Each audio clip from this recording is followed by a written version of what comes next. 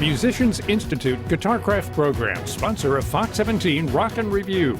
Rock and Review, catching up with actor, singer, songwriter, guitar collector, Kiefer Sutherland. Kiefer, it's great to have you on the show. Thank you so much for having me. You know, in 2016, with Down in a Hole, when you released your first album, you did incredible. We were talking, you know, you were on the Opry with the world tour, and you're kicking off a new tour this year. Yeah, very excited about it. We have a new record coming out called Reckless and Me, and hopefully it'll be out by the end of April.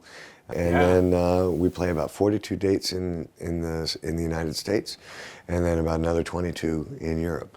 That's amazing, you know, and you and I were talking too on it, Kiefer, to where, you know, last time you were so well received with the world tour and with all your music and the new album, and this one is pretty huge too. I mean, you're going through Belgium, the Netherlands, Canada, UK, Spain. Yeah.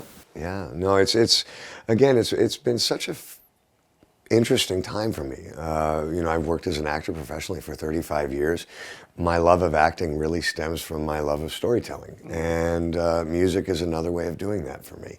But to be able to start a tour off at the Grand Ole Opry, the home of country music, right, in the church of country music, totally, and then being able to take that kind of music to places that are not as familiar with it, like Belgium, Germany, it's just amazing that the audiences just really around the world gravitate to that kind of storytelling, and just thrilled to be able to do it. Well, you know, and the songs on your first album were so good, and when we got to talk about that last time, and you and Jude Cole wrote a lot of those, and honestly did them in your studio too, with a number of your vintage guitars. Yeah. And you're going to be back on the road with those again. Let's see, you got your 59 Country Western? I do. I have a 59 Country Western, and then I have a Hummingbird, and the only new addition, I picked up a beautiful Gibson Dove that I really love playing.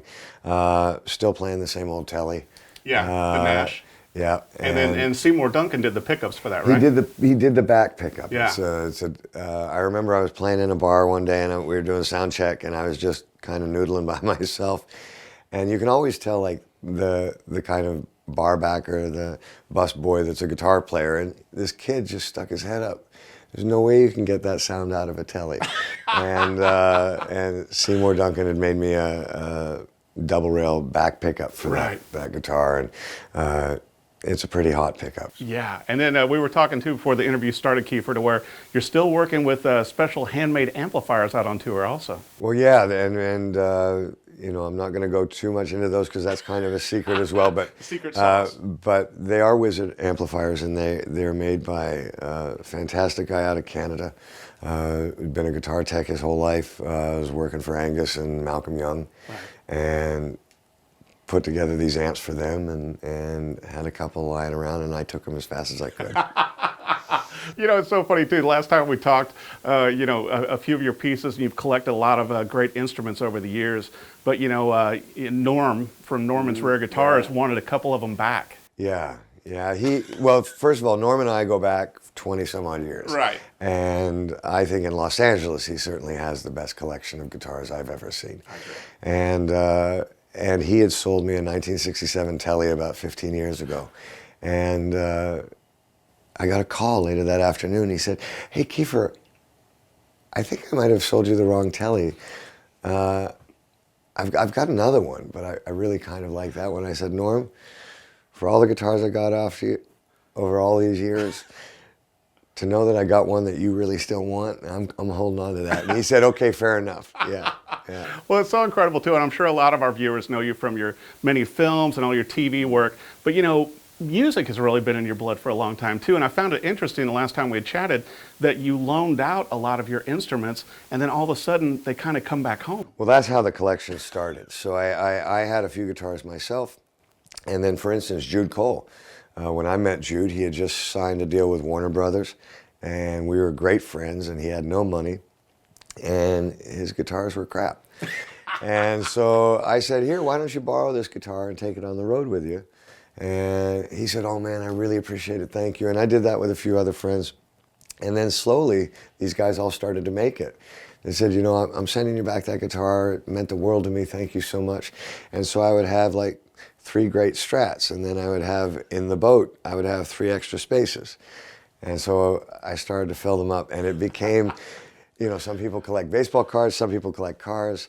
Me, it was guitars, and it became a disease. And before you know it, before I knew it, I had over 100 guitars, and I thought, well, this is ridiculous. 100 great guitars. I had 100 great guitars, so I thought that that's not fair because they're not all getting played properly.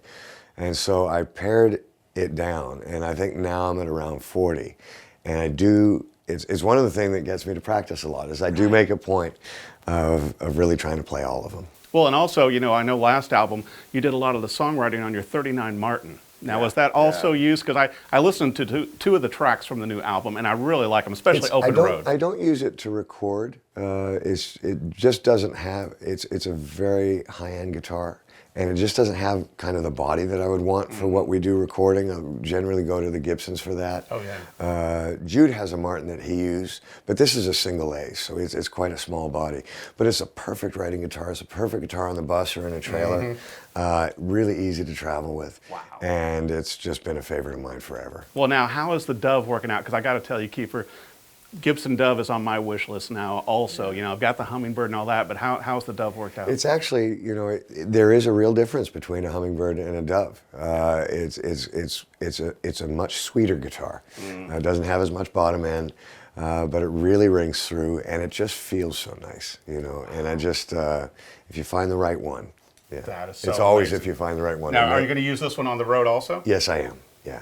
And at your, you know, the concerts, everything. I'm sure you're going to add on more too, because when I checked your touring list right now, I think it wraps up in Ireland. Yes, it does. Which is not a bad place to end. No, I think the band is incredibly excited about that. And one of the cool things, you know, I've got a couple young players in my band, and last year was the first time two of them had ever gone to Europe. So, oh my goodness! So it was kind of awesome. I got to show them places that that they would not have seen before, and to finish in Dublin, Ireland.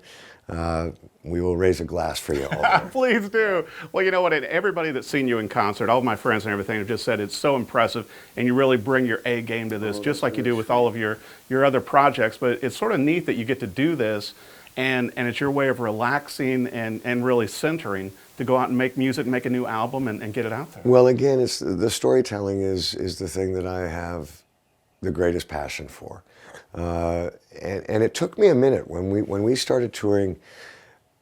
You know, unlike a film where I'm playing a character, there's still a real separation between that character and who I am. And all of a sudden here I'm standing up there with 11 songs that are very personal and that are about my life, and that, and it took a few shows to kind of open up about that. And I remember the show that had happened. It was in Ann Arbor, Michigan, and it was the first sit-down audience that we'd had, and it really felt like needed to talk a little more between the songs.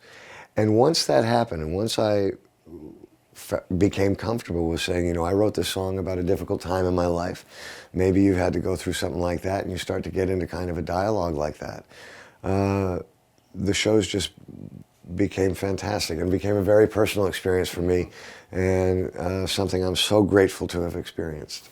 Well, I'll tell you what, we appreciate you bringing out the new music. I mean, your first album did so well with Down in a Hole, and the new one coming out in April. Yeah. And the tracks I heard just sound great. Thank you so much. So, and those will release at the same time with the new album then, right? Yeah, they're all, I think you've heard Open Road, and I think you've heard Faded Pair of Blue Jeans, which are two of my favorites. I loved them both. And thank you very much. But really, it definitely has your voice, though. Well, there's no getting around that. No, which is great. Yeah, it's so awesome. Well, be sure and catch Kiefer Sutherland out on tour for the new album. If he comes near you to a city, go see him live and pick up a copy of the album, and you might see him play a few cool vintage guitars too. Thanks for watching The Rockin' Review.